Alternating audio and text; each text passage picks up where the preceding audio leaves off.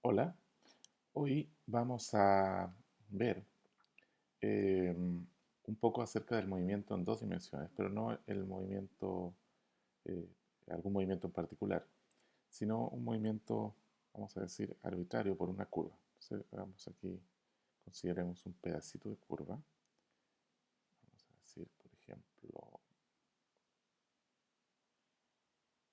ese pedacito, y vamos a poner por aquí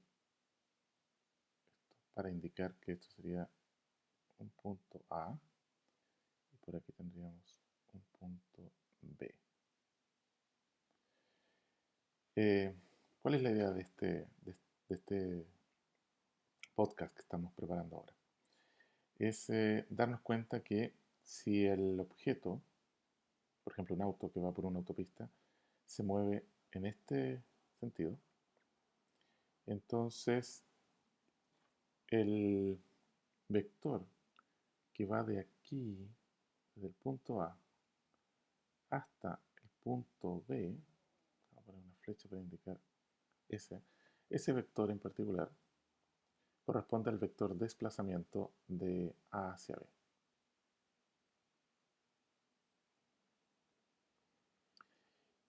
Y por tanto, la definición de velocidad media, que es un vector, nos dice que la velocidad media entre A y B, la vamos a poner aquí de A a B, para indicar que no corresponde a la velocidad instantánea, sino la velocidad en ese tramo, es ese vector de desplazamiento de A hacia B dividido por el tiempo, el delta t. También lo voy a llamar t de A hacia B, para que entendamos de que este es el intervalo de tiempo o el tiempo que tarda el objeto de ir de A hacia B. Y además, no hay que confundir, se va por el camino curvo. ¿Eh? Y lo que demoró, y esto de acá, es el vector que representa, ¿verdad?, al desplazamiento entre A y B, que es esa línea, ese vector recto que va de...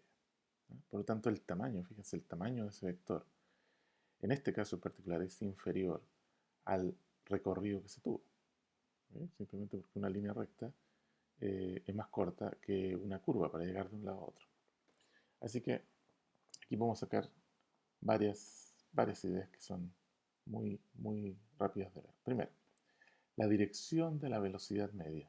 La dirección de la velocidad media tiene que ver con la dirección del desplazamiento. O sea, en este caso, la velocidad media, su dirección es la dirección del desplazamiento. ¿Por qué? Porque el tiempo de AB es un escalar, y es un escalar positivo, por lo tanto no cambia la dirección, es como la multiplicación por un número, ¿sí? No cambia la dirección. La velocidad de AB tiene en la misma dirección que el desplazamiento de AB. Pero, ¿qué sucede si a mí me interesa ver, bueno, cuál es la dirección de la velocidad para un tramo más corto? Por ejemplo, aquí, vamos a tratar de poner aquí un puntito, llamémosle C. O sea, de A a C hay un tiempo menor, porque llega a C antes que B. Y el desplazamiento de A a C está representado por esta flecha que está ahí. Vamos a poner ahí, ese sería el desplazamiento, que es un vector de A a C. Y se demora, eh, esto se demora el tiempo, esto no es un vector. O sea, entonces veamos, la velocidad media del carrito del auto para ir de A a C es igual al desplazamiento, que es un vector, de A a C dividido por el tiempo de A a C. ¿Es este número menor que el otro? No necesariamente, porque efectivamente el largo de este vector AC es más corto, pero también el tiempo que demoró entre A y C es más corto. Así que este número no tiene que ser más chico necesariamente. La dirección sí es diferente a la del AB. ¿Por qué? Porque la dirección del desplazamiento AC es diferente. Ten en cuenta que este es un poquito más hacia arriba que este. Tiene claramente, hay un ángulo entre ellos, los vectores son diferentes. Pero hay una cosa que tenemos que notar. A medida que nosotros nos acercamos al punto A para hacer este análisis, la dirección de ese vector de desplazamiento, lo vamos a escribir acá para que no se nos olvide, la dirección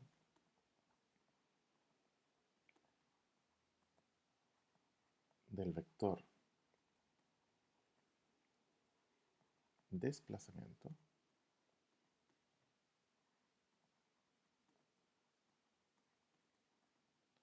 se acerca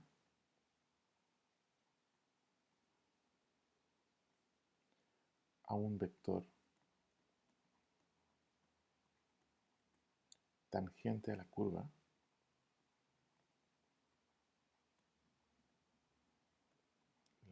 curva, en el punto A.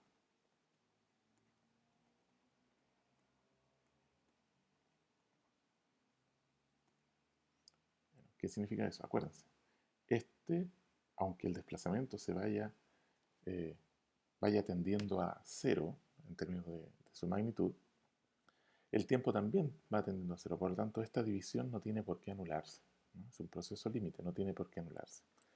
A medida que yo me acerco al punto A para hacer este análisis, el análisis de velocidad media, me voy dando cuenta que ese vector se está enderezando para que al final se aproxime a una dirección tangencial a ese punto. Así que la dirección del vector de desplazamiento se acerca a un vector tangencial y por lo tanto, vamos a decir, por lo tanto, la velocidad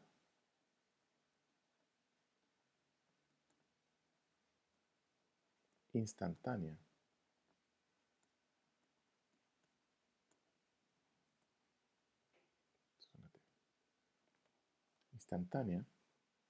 es tangencial.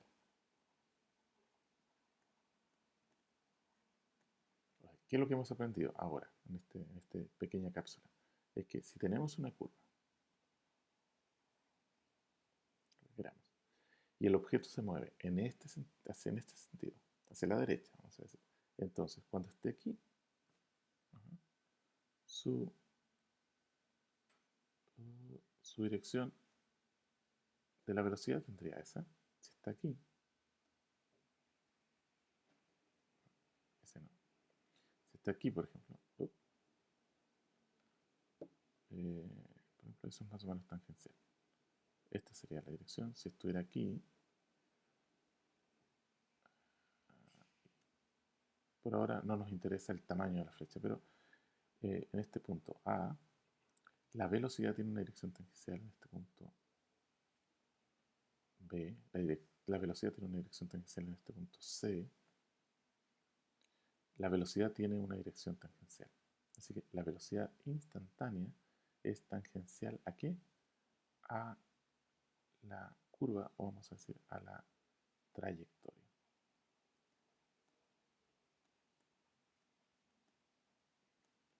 Esto es perfectamente compatible con lo que habíamos hecho antes, cuando estudiábamos el movimiento en una dimensión. Bueno, cuando teníamos el movimiento en una dimensión, entonces en cada uno de esos puntos, por ejemplo, para, decíamos, velocidad constante, teníamos nuestro diagrama de velocidades que decía que las flechas eran así. Pues, es correcto, esta es la trayectoria, esta sería también una dirección tangencial.